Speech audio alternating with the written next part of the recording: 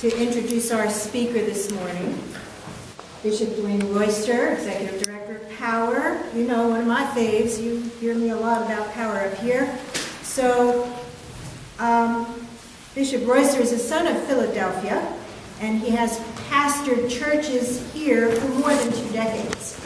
In 2004, he, along with a group of believers, founded the Living Water United Church of Christ, located in the Oxford Circle section of Philly. In addition to his pastoral responsibilities, Bishop Royster is the General Secretary of Higher Ground Christian Fellowship International and serves on the College of Bishops.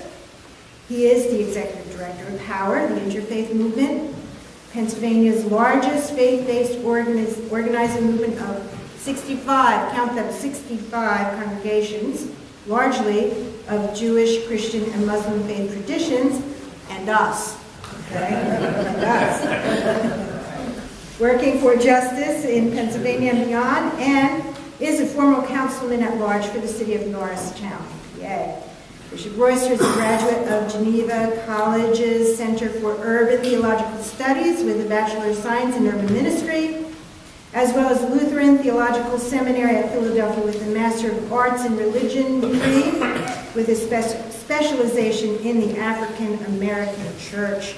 So this morning, his topic, I introduce him to speak about the web we weave, the need for intersectionality in the 21st century justice movements. Bishop Royster.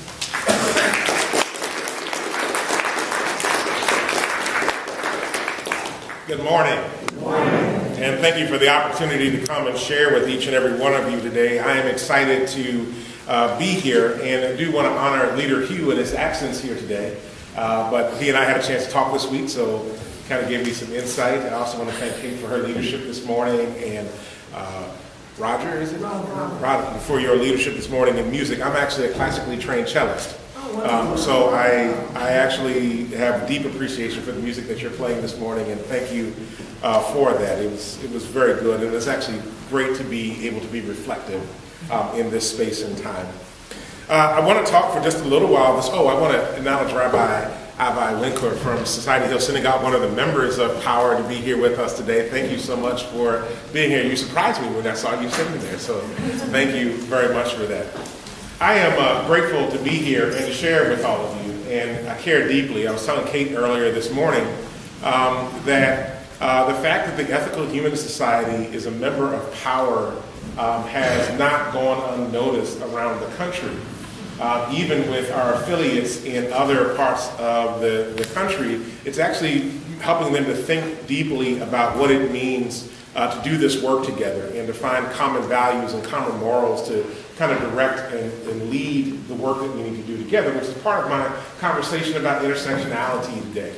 So if you would, I want to read from one of the sacred texts, my personal sacred text. This is not sacred text in my tradition, but one of my personal sacred texts, which is Martin Luther King's letter from a Birmingham jail. And there is, in the very front part of the letter, there is a paragraph that I think just speaks to what I want to talk about today for a little while. Is that okay with everybody? All right. He says, "Moreover, I am cognizant of the interrelatedness of all communities and states. I cannot sit idly by in Atlanta and not be concerned about what happens in Birmingham. Injustice anywhere is a threat to justice everywhere. We are caught in an inescapable network of mutuality tied to in a single garment of destiny. What affects one directly affects all indirectly. Never again can we afford to live with the narrow, provincial, outside agitator idea. Anyone who lives inside the United States can never be considered an outsider anywhere within its bounds." As I look at the world and everything that's going on inside of it right now, I am deeply challenged, and I think many of you are deeply challenged. Over the course of the last couple of years, we have experienced probably the best and worst of America simultaneously. And really what we're experiencing is not only the best and worst of America, but we're also seeing the very things that are happening in this country playing out around the world. Just earlier this week, I was watching CNN was CNN or MSNBC. It was Morning Joe. Not that I watch Morning Joe on a regular basis. I'm not a real fan of his program. But they happened to be interviewing Tony Blair, and I don't know if anybody saw that, former Prime Minister of Great Britain. And they were having a conversation with Tony Blair, and they were trying to dig deep into the conversation about politics, talking about Bernie Sanders and Donald Trump and the agitator, the whole 9 yards, the outside situation, and they were trying to draw Tony Blair into an American battle. And Tony Blair said, well, I don't really have anything to do. I don't have a vote, basically, in what happens in America. He said, but what is happening in America is really what's happening around the world right now. The pain that's being felt in America is being felt around the world, that we see the Arab Spring, we see a variety of voices coming out, who those that would be considered the have-nots of this world are beginning to rise up and saying, we can't take this anymore. It's too oppressive. It's too extreme. There are too many ways that people are being oppressed and being ostracized and kicked out of their communities, and folk are rising up. And it's the very same thing that's happening here. So whether we're talking about Trayvon Martin, or whether we're talking about LGBTQ folk getting oppressed in our communities, or whether we're talking about our immigrant brothers and sisters from South America and beyond that are being treated horribly and being sent back, or whether it's an issue about the way our children in urban centers and also rural centers are not receiving the monies that they need to be able to get a quality education, or whether it's the fact that we have people every day working 40 to 60 hours a week at minimum wage jobs that cannot get out of poverty.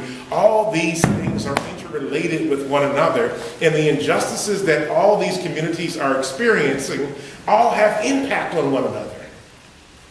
But one of the most profound things that I think that we have to have a conversation about, especially in America, which is in many respects unique to America, is this devastating impact of race and racial injustice that continues to be this ongoing legacy that somehow or another we can never seem to live down. The issue is that there has been more time in this country when we have lived under slavery and we have lived under Jim Crow than the time that we have lived without those things. And for some reason, we have not been able to cut the ties to racial and economic oppression as they manifest themselves in the world today. But the reality is, and as I really begin to think deeply about all the movements that exist in our country, in our world, one of the ways that these movements never really get the full traction that they need to be able to create long-term systemic change is that we're all siloed. And we're pitted against one another. And so we pit racial justice for African Americans against immigrant justice for the undocumented. We pit the undocumented against other communities that are struggling as well. And it's as if the world is saying, leaders, the powers, the principalities are saying over and over again, we can only do one thing at a time. But the reality is that the government is us, and we are it. And if we desire to see great and vast transformation and change in the world, then we have to come and bring all these things together. The only way that each of us is not pitted against another is when we stand together. The beauty of power, and I remember so vividly like it was yesterday, it was almost 5 years ago now, when we had the founding convention of power at Tinley Temple United Methodist Church on September 25th, 2011. It was a date that will be forever etched into my mind. Was the date that when then Mayor Michael Nutter walked into Tinley Temple after we had just engaged in a 2-hour battle with him about at the very last minute. He was saying that he was not going to come and show up at the event because we were going to ask him questions that he did not want to answer during an election season, but decided to come because we said, you just come and we'll show you. But in the meantime, his staff are going back and forth with me saying, how many people are really going to be there? 200? 300, 150, and we kept saying to him, no, there's going to be 2,000 people here. And he kept saying, no, you're not going to be able to move that many people. And when Mayor Nutter walks onto the stage, and I don't know if any of you were there, but when he walked onto the stage, he kind of walked up, and he had been on the first floor, so he could see what was going on the first floor. But he gets to the stage, and he looks up to the balcony, and then does like this. And sitting in that room that day were black folk and white folk and Latino folk. There were Asian folk. There were rich folk, and there were poor folk. There were Christian folk, and there were Jewish folk, and there were Muslim folk, and there were atheist folk, and there were agnostic folk. And I'm sure some of you folk were sitting in there, the ethical humanists were sitting in there that day as well. There were folk from every part of Philadelphia, every neighborhood of the city was present in there that day. And to be quite frank with you, I think it scared Philadelphia that day. It scared the leadership. Because when you have that level of diverse group of people coming together, fighting for a cause together, you can't pit them and peel them off against one another.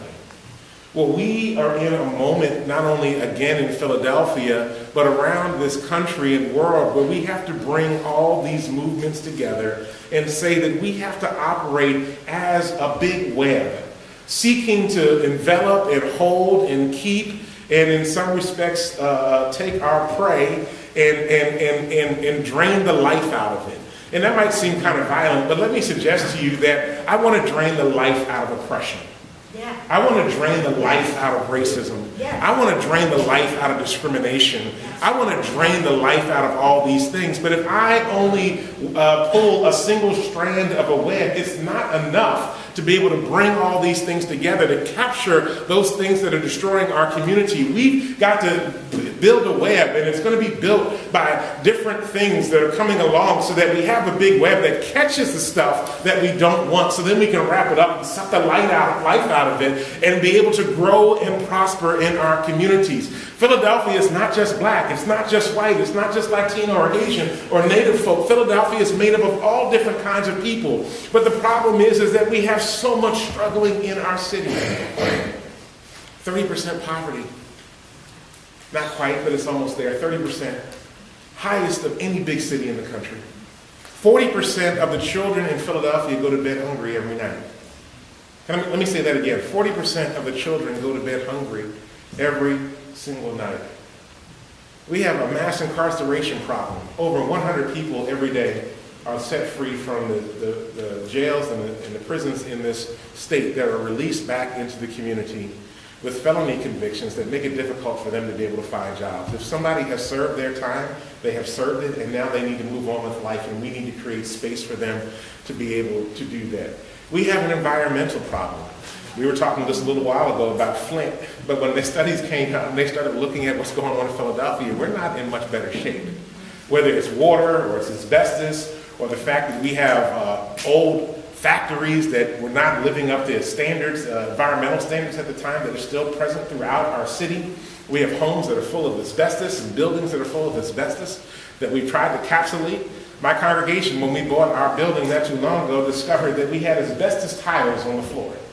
And that we had to encapsulate them so that the asbestos would not spread throughout the building. We have environmental issues that are here, not to mention the fact there's global warming. I mean, after all, it's going to be near 60 degrees today, and it's still February. We are struggling when we look at the environmental issues that are taking place. But the reality is that if we really want all these things to come together, we've got to come to a table and work together. We've got to bring environmental and racial groups and immigrant groups and education justice groups and the LGBT community and other folks all to the table together to have a conversation about how we move an agenda that's going to transform our world. I was at a session of the Democracy Alliance not too long ago, and there was an author there who wrote a book, and he was talking about the United States. And it says, contrary to what we're seeing on television right now, in terms of the support of certain candidates and the vitriol that's going forth, he said the majority of America is not like that. As a matter of fact, if you were to bring together the progressive elements of just about every community, there's more folk in those progressive communities than there are folk that are in regressive communities. The problem is that the country has been divided up in such a way, pragmatically by those that want to keep power, that it prevents these groups from getting together. But imagine for a moment, just imagine for a moment, if all the groups, and I mean, we could probably name the groups. You all, name some of the justice groups that work here in Philadelphia. Just shout them out. ACLU. ACLU, yes. What else? Planned Parenthood, yes. What else? Say it again. Yes, there you go. What else? Amnesty International. Yes. What else? Ethical Society. Yes, there you go. What else? NAACP. Yes. What else? Jobs with Justice. Yes. Jobs with Justice. Yes. What else? Food and Water Watch. Food and Water Watch. Yes. I'm sorry. Somebody said something else? Home. Say it again. Home. Sisters. Project Home. Yes. Yes. Project Home. What else? I'm probably going to get it wrong, but this is the Council for American Muslim Relations. Yes. Karen. Yeah. Absolutely. What else? Sierra Club. Sierra Club. Yes. What else? Don't forget Power. Yes, sir. That fight for immigration. Say it again. The groups that fight for immigration. Yes. Absolutely. Real Justice. Real Justice. Yeah. Real Justice Coalition. Red Yes. Cross. Red Cross. Yes. Now, what happens if all those groups get together, put together a platform, and say, this is what we want for our city? And we all agree to fight together to win what we need. Instead of somebody being able to take somebody in the room and say, look, I don't know about you, but I'm not worried about those other folk, but I'm going to make sure you get this piece. Because normally, when we're asked to sell out, it's usually for chump change. That's an expression from when I was a kid. Chump change, which means not much money. We're usually asked to sell out for chump change. But what if we were to come together and agree that we would not have conversations with anybody unless we were all present together in the conversations? How we could change our city. How we could change the world. We have to find ways to be able to build out together. The beauty of the letter from the Birmingham jail was that when King was talking about this, one of the things that he says is that I represent 85 organizations of like mine across the South that are working towards racial justice and ending the oppression that people are experiencing all across the South at this point in time. He was challenging them in a very deep and powerful way to remind them that he is not by himself. And that no organization, no institution is any one individual, but there's a multiplicity of folk from all different places and walks of life that are coming together and standing up together and fighting for justice together. We are commanded to do the same thing, just like Power's 65 congregations between Philadelphia and the suburbs of Black, white, Asian, Latino, Native folk. We are Jewish, Christian, Muslim, Unitarian, Quaker, ethical humanists. We are inner city. We are the Northwest. We're the Northeast. We are South Philadelphia and West Philadelphia. We are Oxford Circle and Frankfort and Kensington and North Philly. We are Montgomery County and Delaware County and Chester County. When we are able to bring all these pieces together, when we can bring rich folk and poor folk and middle class folk, or those that think they're middle class but they're really not middle class anymore, together, we are actually able to do some things to change, as I like to say, the damn world. We just start here in Philadelphia. We just start here in Philadelphia. So today, I'm an evangelist. Not to transform anybody to a religion, but to ask you a question about getting involved in what is your best interest. How do we come together as a people to have a say in our collective destiny? To lift up our voices, to sound like that magnificent piano. The various black and white notes being played at the same time. Some notes sharp, some notes flat, some notes right on. He used to tell us when I took piano lessons that when you wake up in the middle of the night, what's the first key you hit? It was middle C. You always started with middle C.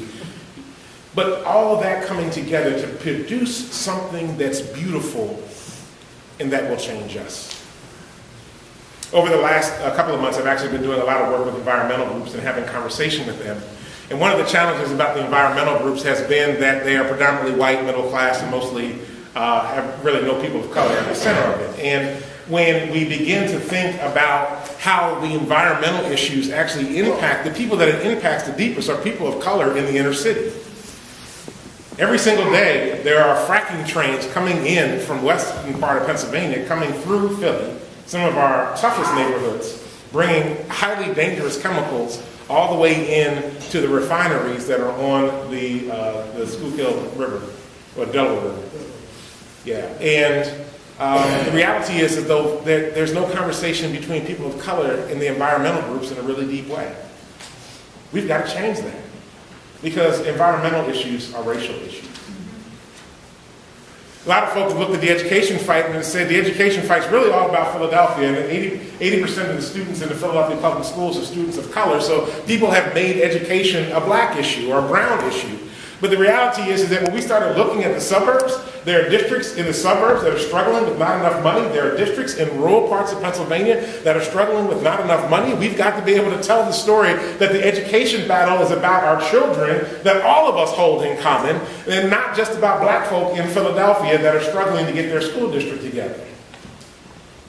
When we talk about economics and the fight for 15, trying to raise the minimum wage to $15 an hour, or get a public bank down in Philadelphia so that Philadelphia can save almost $100 million a year and create investment opportunities for its own citizens instead of making money for folk that really don't care about Philadelphia except what they can exploit out of it. When we begin to look at that, we have to tell a story about how we're having a say in our destiny and owning our future together. That only works when we choose to hold the hand of somebody that looks differently than us, thinks differently than us, might live differently than us, that might have grown up differently than us. But when we see them, we see our common humanity. We honor that. We own that.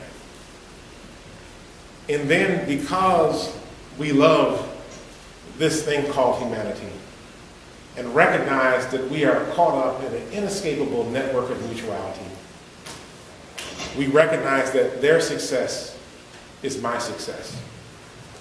And the only way that I'm ever successful is if those that are around me, whether near or far, are successful as well.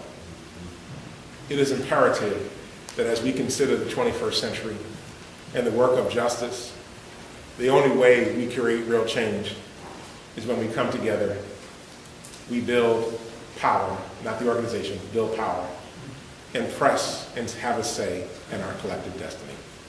Thank you for allowing me to share. Thank you, Bishop Royster. I'm just so proud that we are working with the bishop, working with other congregations throughout Philadelphia, that we are part of this struggle to become a more humane society, a